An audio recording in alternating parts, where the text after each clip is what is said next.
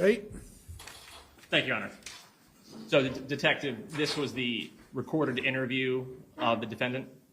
Yes, this is the defendant and myself and Detective Curry are in the room.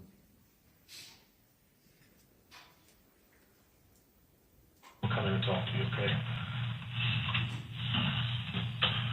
Sir, I'll have you wait out in the hall. Yes, sir. No problem, sir. You can have a seat out here in the hall inside the hall. No. The chair across the hall.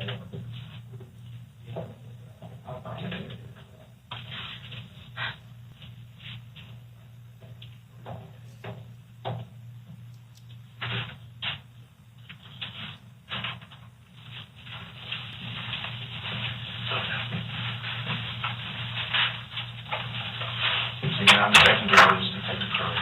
I know this is very difficult, okay? You just got to get through it and get a statement from you.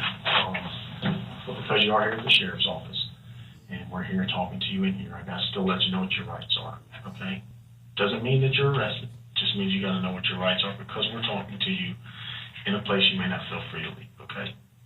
So, Detective Curry, I'll read those to you. You have the right to remain silent. Anything you say can and will be used against you in the court of law. You have the right to talk to a lawyer and have him or her present while you're being questioned. If you cannot afford to hire a lawyer, one will be appointed to represent you before any questioning, if you wish. You can decide at any time to exercise these rights and not answer any questions or make any statements. Do you understand these rights as I have explained them to you? Sure. Okay, with these rights in mind, are you willing to answer some questions for us? I know this is tough. I know it's very tough. Just kind of walk me through the day of what happened. I picked her up about 8 o'clock. I usually keep her 2 days a week. So I work Monday at my other job, but some things have fell through. Her husband only won't work night shift, so I went just Wednesday and Thursday Okay. at this place where I was at today. The house where you was at today? Mm-hmm. Okay. They have twins and a girl that I keep. Anyway, so on the same days, I pick up Araya from her house. But today was an earlier day because the other lady needed me at 8:15, so I picked her up at 8 o'clock, which is usually 8:30. Anyway, so I picked her up, and I pulled through Burger King to get something to eat, but the line was too long, so I left and went to the job I was at. On the State Street, correct? Mm-hmm. Right. So I got there at 8:15, and the baby was like, because she was asleep, she was quiet. And because I don't keep her every day, I forgot she was there. So I went inside, got busy with the other kids, and I even talked to the mom throughout the day, and it just didn't click Right. that the baby was outside. So that was at 8 o'clock. What time did you realize the baby was outside? When it was girl, You know what time roughly that was? one. When 911 was called? Mm-hmm. Okay. How many kids were in the car when you got home with her, when you got to that house today? Just her? Just her. Just her? Mm-hmm. And the other kids were there, I'm assuming you babysit them for the family that lives at that house? Is that what they were there, already there? The homeowner that lives there, what's her name, do you know? Stacy. Stacy. Mm-hmm. Did Stacy know that you was bringing the other child? No, because sometimes I have her and sometimes I don't. Okay, so she had no idea. And where did you park at the driveway? In the rocks. In the rocks? Pulled off into the rocks. Okay. And the only reason I'm asking, I didn't know if maybe they would have seen anything when they left, when they left there. The stuff that's in the car, the baby stuff, is that for that child? Yes, sir. Okay. How long have you babysitted this child? How many? Since probably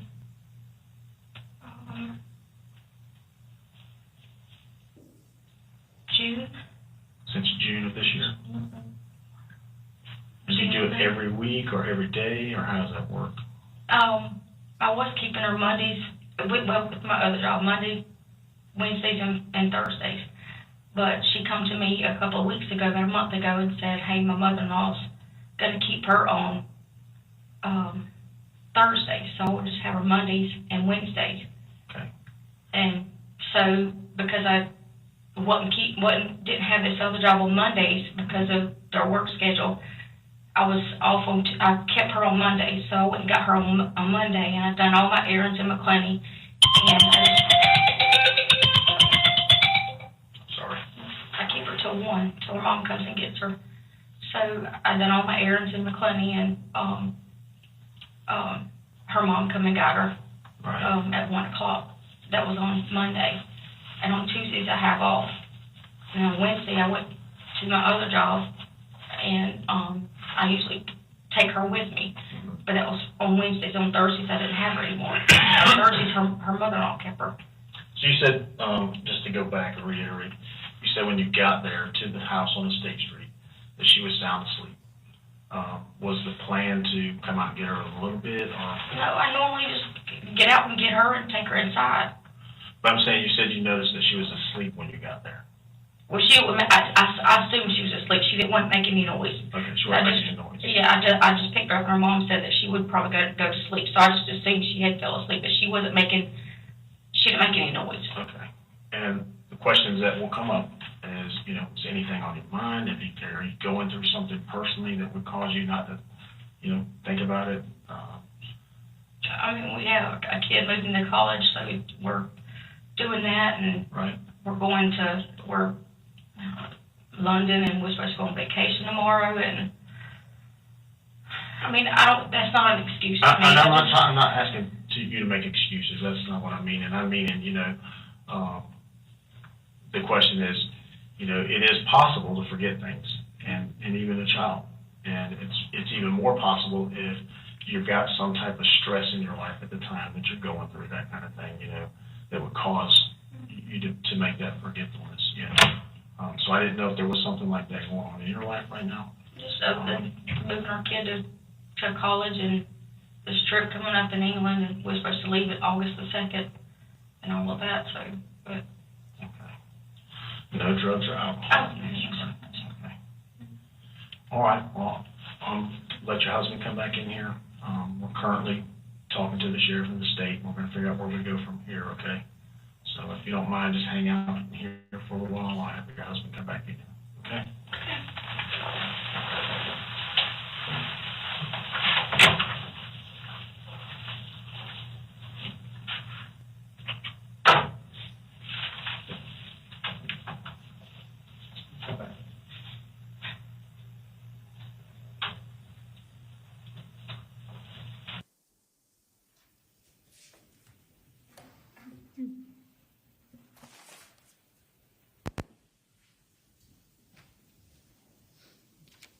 So, Detective, during that interview, the defendant remembered picking up Araya that morning. She did. And did she remember driving to the house on Estate Street? Yes. Did she remember going to Burger King? Yes. Did she remember the fact that Araya was asleep? She did. Did she remember to get Araya out of the car? She did not. Now, in the investigation in this case, without telling me what anybody else said, did you speak to other witnesses? I did. About how many? Probably maybe four other people.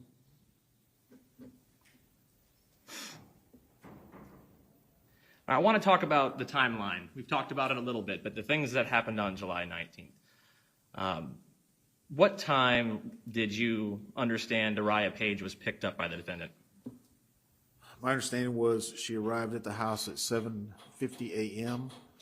and left at 7:55 a.m. She passed through the LPR at 7:59, and between 7:59 and 8:15 is when she went to Burger King and arrived at Estate Street.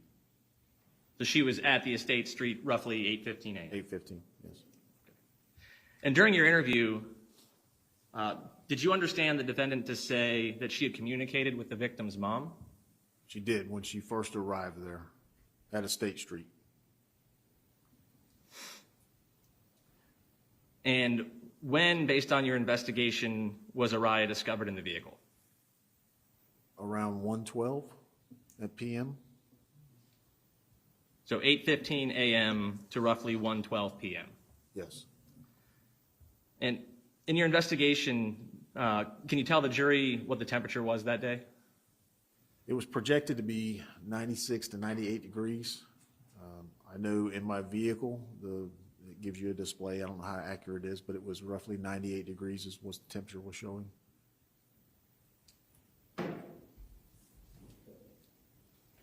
One moment, Your Honor.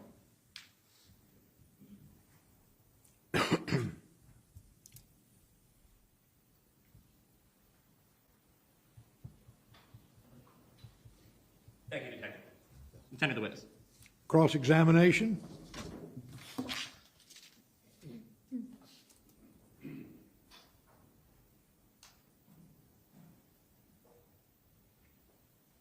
Good morning.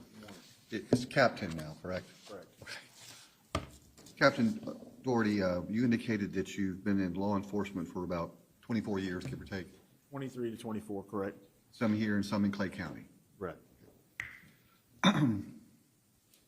You said during your direct examination that you sent Detective Curry to the Estate Street address, correct? That is correct.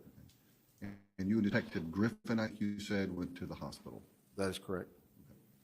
And in the interview, that is Detective Curry sitting there with you, correct? Yes. Okay. You indicated that when you went to the hospital, you were advised that Uriah was deceased. Yes. Okay. So you went into the room where Uriah was and you looked at her body for any signs of trauma, you said. Yes. That would be things like bruising, redness, anything that would indicate any type of possible abuse of any kind, correct? Right. That is correct. You saw none of that. I saw none of that.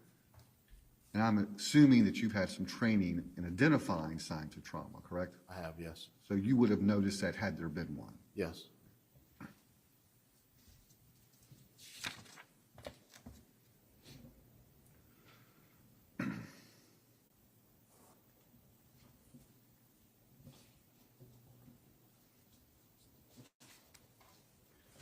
State Attorney, we'll be back up a little bit. Prior to going into the room to speak with Rhonda Jewell on the interview, had you spoken to her at all? I have not. Okay. And the interview room that we see is inside the Baker County Sheriff's Office Detective Division, correct? Yes, the detective division. Okay. And do you have several rooms like this where you interview individuals? We have two. We have one in patrol and one in investigations. And these are all equipped with a camera that we see, correct? Yes. And that's to record the interview Correct.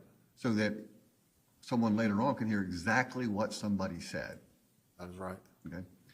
So when you were asked questions earlier by Mr. King about what Ms. Jewell told you, okay, both before and after we watched the video today, you would agree with me that what she told you would be what this jury saw on that video, correct? That is correct. So if your recall of that during your testimony was different, you would rely upon that video, correct? Correct.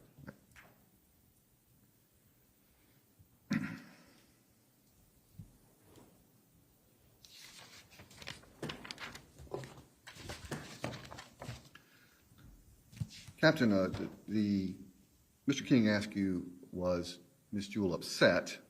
And you said that she was upset and crying, I think is how you described it, correct? Yes. Now, she had been at the sheriff's office for a little while at this point, correct? Yes, I believe that interview was around, if I remember what the clock said, around 2:40. 911 was called at 1:12, so. You know about what time she arrived at the jail? I mean, at the sheriff's office? I don't. I was at the hospital when she arrived there. But she had been there for a while. Yes. When you arrived, she had been talking to another employee of the sheriff's office, correct? That is correct. Would you agree with me that when you first saw her, she was more upset than she appeared on this video? Yes, she was crying. She was very upset. Probably crying more than what she did in the interview. You would agree with me that what we see, she's calmed down some at that point, correct? Yes.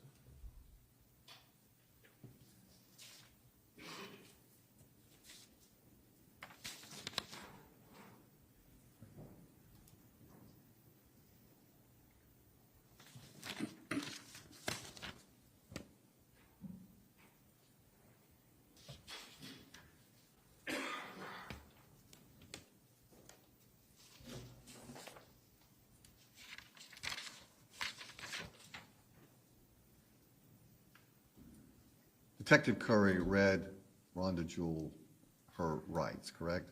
That's correct. And what are anybody's rights when they're being questioned by sheriff's office?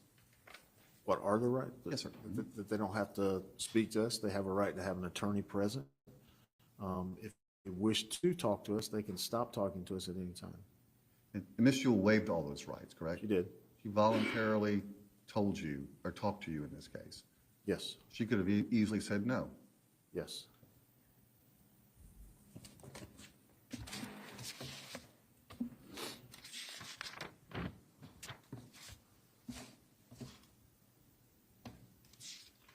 In the video, we see Mrs. Jewell sitting there with what appears to be a white shirt and some type of light blue shorts, maybe. Yes. Are you aware whether or not she had changed her shorts before you interviewed her? I'm aware that she was wearing pants that I was told that she had urinated in, and she had to change. Was she changed by this time, or do you recall? I don't recall.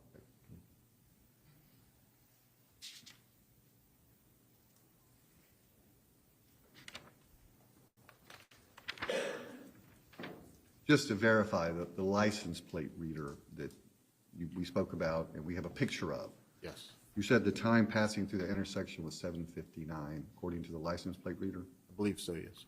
Any reason to doubt that's accurate? I have no reason to doubt that.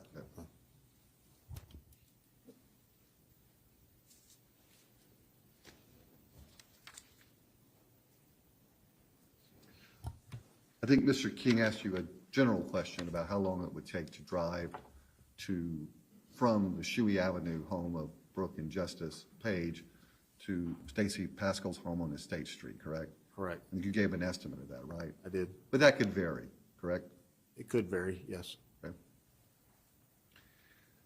You weren't aware of what the traffic conditions that particular day were? I was not, however, I was at the sheriff's office.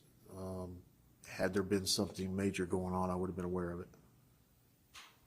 But again, a slight traffic delay you wouldn't know about at the sheriff's office, correct? I would not. And again, you may catch all the red lights one day and all the green lights the next, right? It's very true. Okay.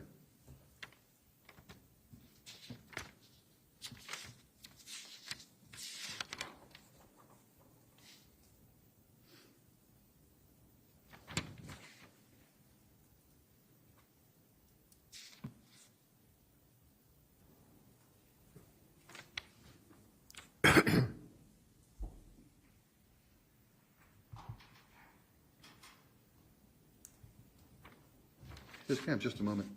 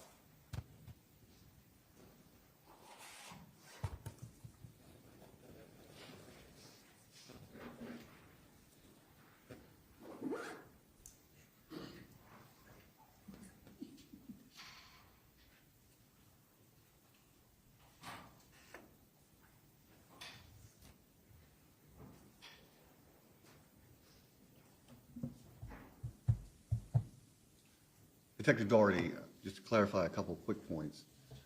You testified earlier that Mrs. Jewell told you that she forgot the child was in the car. Is that correct? She did say that, yes.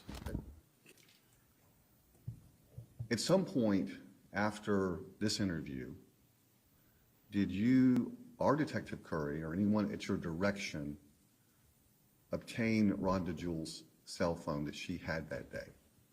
Yes, it was obtained, I believe 2 days maybe after that. Okay. Was that at your request or your direction? It was not. Okay. Do you know who asked for that? I believe Lieutenant Mancini asked for that. Now, who is Lieutenant Mancini? He is lieutenant over investigations. So he's head of investigations? Is. Right. He hasn't testified here, but he advised somebody to get the phone, correct? Yes. Would it be fair to say that that phone was brought to you voluntarily? Correct. It was. Correct. There was no search warrant to get the phone, correct? Not to get it, no. Right. And the passcode for that phone was given to you voluntarily as well, correct? To my understanding, yes. And although you may not have done this, other detectives looked through that phone, correct? Yes. No.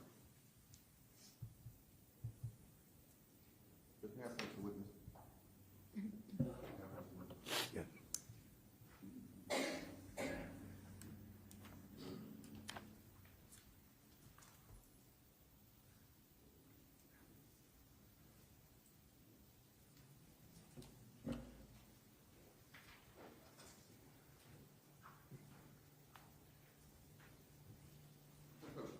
You may.